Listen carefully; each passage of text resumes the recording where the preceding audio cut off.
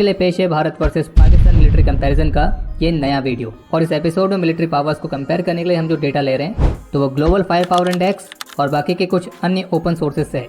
So without wasting any time let's begin. क्या आप जानते हैं कि भारत और पाकिस्तान का जो बॉर्डर है वो दुनिया के सबसे डेंजरस बॉर्डर्स में से एक है और यहाँ पे जो 15 लाख से अधिक फ्लड लाइट्स इंस्टॉल की गई हैं तो उसकी वजह से ये बॉर्डर दुनिया के उन चुनिंदा बॉर्डर्स में से एक है जिसे आप आउटर स्पेस से भी देख सकते हैं। और global fire power index rating के अनुसार भारत की मिलिट्री दुनिया की चौथी सबसे स्ट्रॉन्गेस्ट मिलिट्री है, जबकि स्ट्रेंथ के मामले में पाकिस्तान की मिलिट्री दुनिया में 7वां स्थान रखती है। और अगर आप दोनों देशों की पॉपुलेशन के रेशियो के हिसाब से देखेंगे तो आप ये पाएंगे कि दोनों देशों के मिलिट्रीज में सर्व करने वाले पर्सनल की स्ट्रेंथ में बहुत ज्यादा अंतर तो नहीं है। इंडियन आर्म फोर्सेस में करीब 14,55,550 एक्टिव पर्सनल है, जबकि 11,55,000 रिजर्व पर्सनल है। वहीं अगर बात करें पाकिस्तान की तो पाकिस्तान में 6,54,000 एक्टिव पर्सनल है और 5,50,000 रिजर्व पर्सनल है।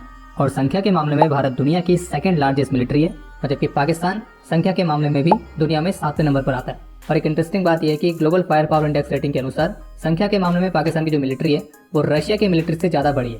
अगर बात करें डिफेंस बजट की तो फाइनेंशियल ईयर 2023-24 के लिए भारत का डिफेंस बजट है 5.94 ट्रिलियन रुपीस, जो कि डॉलर्स में होता है लगभग 74 बिलियन यूएस डॉलर्स।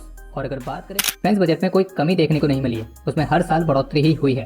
और पाकिस्तान का करंट डिफेंस बजट है 1.8 बिलियन रुपीस, डॉलर्स में हो गया लगभग 21 बिलियन यूएस डॉलर्स। और global fire power index rating के मुताबिक डिफेंस बजट के मामले में भारत का स्थान चौथे नंबर पर है, जबकि पाकिस्तान 29वें नंबर पर है। इन दोनों देशों की मिलिट्रीज में जो टोटल पर्सनल मौजूद हैं तो उनमें से कितने सर्विस के लिए बिल्कुल फिट हैं, तो इस मामले पर भारत की रैंकिंग है 2 और पाकिस्तान की रैंकिंग है 7। यानी कि इंडियन मिलिट्री के जो ट्रूप्स हैं तो वो सर्विस के लिए ज्यादा फिट है एज कम्पेयर टू पाकिस्तान।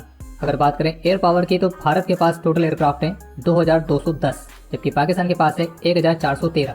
और इसमें से भारत के फाइटर एयरक्राफ्ट की संख्या है 577 और पाकिस्तान के फाइटर एयरक्राफ्ट की संख्या है 363 यानी कि 363। और इसमें से fighter aircraft, dedicated attack aircraft, transport aircraft, trainers, special mission aircraft और एरियल टैंकर्स, तो इन सभी के मामलों में भारत की संख्या पाकिस्तान के एयरक्राफ्ट से ज्यादा है।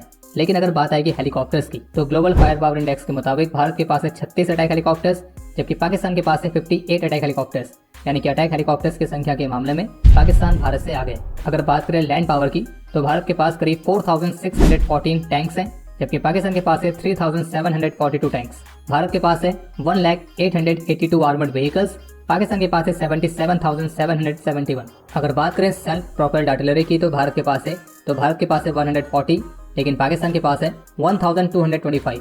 टोड आर्टिलरी के मामले में भारत के पास है 3311, पाकिस्तान के पास है 3345। और जबकि मोबाइल रॉकेट आर्टिलरी के मामले में भारत के पास है 1500 और पाकिस्तान के पास है 1838। यानी कि लैंड पावर में पाकिस्तान के पास आर्टिलरी के मामले में भारत से ज्यादा बढ़त है। और अगर बात करें नेवल पावर की तो इंडियन मिलिट्री की नेवी की जो स्ट्रेंथ है वह है करीब 295, जबकि पाकिस्तानी नेवी की है 114। भारत के पास अभी करंटली 2 एयरक्राफ्ट कैरियर्स हैं और दोनों ही ऑपरेशनल हैं, जबकि पाकिस्तानी नेवी के पास एक भी एयरक्राफ्ट कैरियर नहीं है। भारत के पास टोटल 18 सबमरीन्स हैं, जबकि पाकिस्तान के पास केवल 9 सबमरीन्स हैं।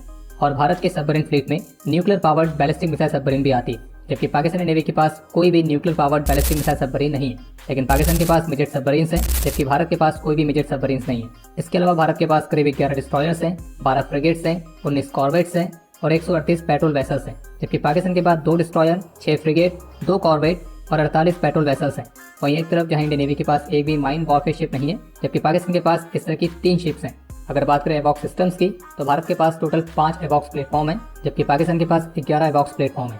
और अगर बात करें यूएवीज की फ्लीट की तो इस मामले पर पाकिस्तान का भारत के ऊपर एक एडवांटेज है, और वो ये कि पाकिस्तान के पास टर्की के बैरक्टर अकिंची, TB2 और चीन के विंगलुंग 2 जैसे UCAVs हैं, जबकि भारत के पास एक भी UCAV नहीं है। हालांकि हाल ही में इजराइल से हेरन मार्क 2 UAVs को लिया गया है, जिनमें स्ट्राइक करने की कैपेबिलिटीज भी हैं, लेकिन फिलहाल अभी उनको वेपन्स के साथ इक्विप नहीं किया गया और वो भी संख्या में केवल 4 ही हैं। बाकी अपनी UCAVs के फ्लीट को बढ़ाने के लिए अमेरिका के साथ ऑलरेडी 31 प्रेडेटर ड्रोन्स की डील पर काम चल रहा है और भारत अपना खुद का घातक UCAV भी विकसित कर रहा है। तो अगर ओवरऑल संख्या के हिसाब से देखा जाए तो मैन पावर, एयर पावर और नेवल पावर के मामले में भारत पाकिस्तान से आगे, लेकिन लैंड पावर के मामले में पाकिस्तान के पास भारत से ज्यादा बढ़त है। और जबकि global fire power index rating का डेटा ये भी दिखाता है कि साल दर साल जहां एक तरफ इंडियन मिलिट्री की स्ट्रेंथ बिल्कुल स्टेबल रही है और इसमें कोई बहुत ज्यादा उतार चढ़ाव नहीं देखा गया है, वहीं पाकिस्तान मिलिट्री की स्ट्रेंथ में हर साल ग्रोथ देखी गई है। हालांकि अगर आप उसे भारत से कंपेयर करते हैं तो भारत से फिलहाल अभी कमी है। तो ये तो हो गया कंपैरिजन क्वांटिटी के हिसाब से। बाकी अगर बात करें न्यूक्लियर पावर की तो दोनों ही देश एक न्यूक्लियर पावर्ड स्टेट है और सिप्री के डेटा के मुताबिक पाकिस्तान के पास है करीब 170 न्यूक्लियर वॉरहेड्स, जबकि भारत के पास है 164 न्यूक्लियर वॉरहेड्स।